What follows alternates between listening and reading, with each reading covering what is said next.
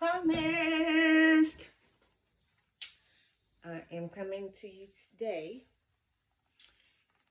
and I'm going to read, a little excerpt from Life in the Daylight, my book.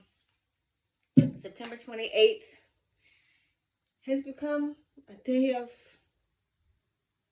I would say, freedom for me.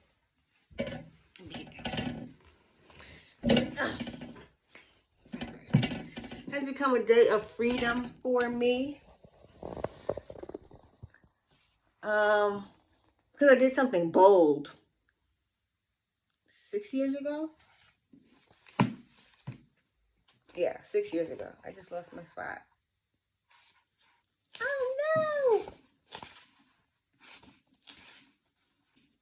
There we go. Okay, yeah.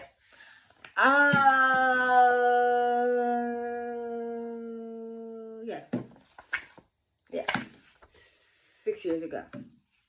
I did something bold, really bold. Something I thought that I wouldn't do for a very long time in my life.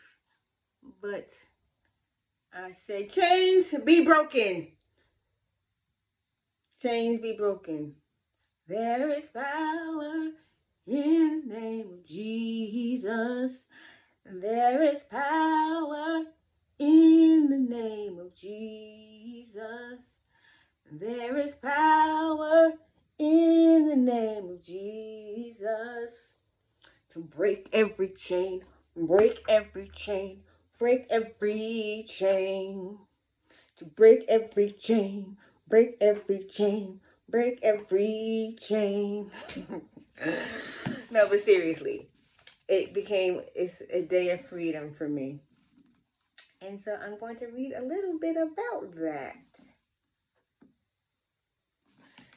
I read some of it if you watched my Read a Book Day live stream. But here it goes. I didn't read the last part I'm going to read, but follow along. The summer of 1995 proved to be the hardest time in my life at the ripe age of 8. I got really sick. I was throwing up, endured the most grueling headaches, was sleeping all the time, and had multiple seizures. What 8-year-old wants to spend their summer like that? I sure didn't. But by the end of the summer, I had been hospitalized and was bald-headed. I had outgrown my VP shunt because I was getting taller, so the shunt was stretching and wasn't able to work properly. To correct the complications, I had an adult one surgically installed at Walter Reed Army Medical Center in Washington, D.C. I have been fine ever since, except for getting my first headache for the first time in 25 years and being dizzy due to having COVID-19. But fine, nonetheless, afterward. That was in 2020 that I had that headache. After that summer and going back to school, I had less hair than the previous year. I thought nothing of it until one day when I was sitting in a school assembly in front of some 5th grade boys. I was minding my own business, paying attention to the assembly, until I heard, "It looks like she has stars and the moon in the back of her head," and then laughing. Every time I read that part, or every time I look at it, I see myself in that moment. I know exactly where I was sitting in the gym. It's crazy. After 28 years. 28 years, I still remember exactly where I was sitting. I was reminded of my difference again and instantly became embarrassed about the scars in my head. For the next 22 years, when getting my hair done, I had to make sure that my scars weren't visible. Now that I think about it, that may be where my love of headscarves. Wrap it up Wednesday. comes from because that's what my mother had come up with as a way to hide them. There's that hiding again because of spina bifida. As I stated, I spent many years down and out because of what I was born with until the age of 12. Still, for the next 20 years, I was often embarrassed and ashamed of my scars in my head. But that changed September 28th, 2017. Remember in chapter 2, when I talked about being embarrassed of the scars in my head for 22 years? On September 28th, 2017, I did something that took the power from my scars that my scars had over me. I got a haircut. Simple. Simple. Something simple as a haircut changed my life. It was tapered really close in the back, closer than it had been since 1995. September is National Hydrocephalus Awareness Month. That's also why I'm doing this as well. So it was the perfect month to take the control I needed to change how I felt about something that resulted from my hydrocephalus.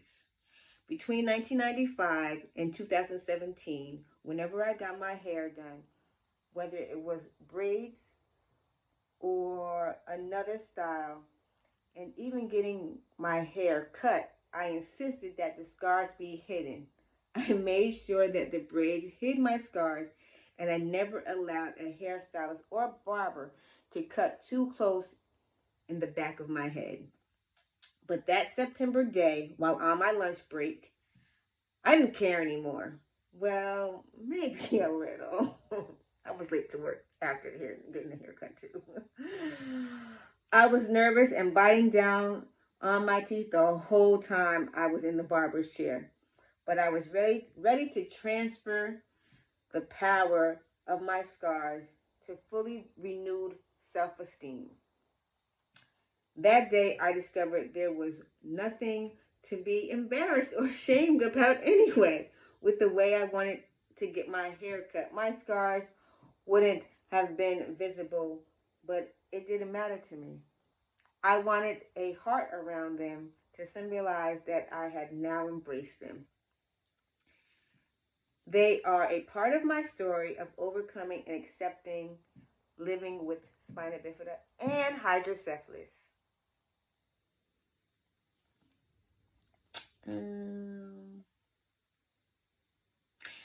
If I had a chance to say thank you to that now young man for what he said about me when we were kids, I would. I would also tell him that I forgive him. He probably doesn't remember what he said, but his comment became one of the biggest breakthroughs in my life.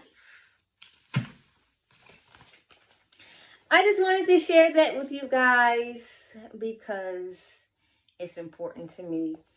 It's important for me to let you know that you shouldn't be bound by things for too long. Especially not 22 years. And that's saying something when I'm only 22 myself. No. I'll be 37. But yeah, that's a long time for something so minuscule to have so much power.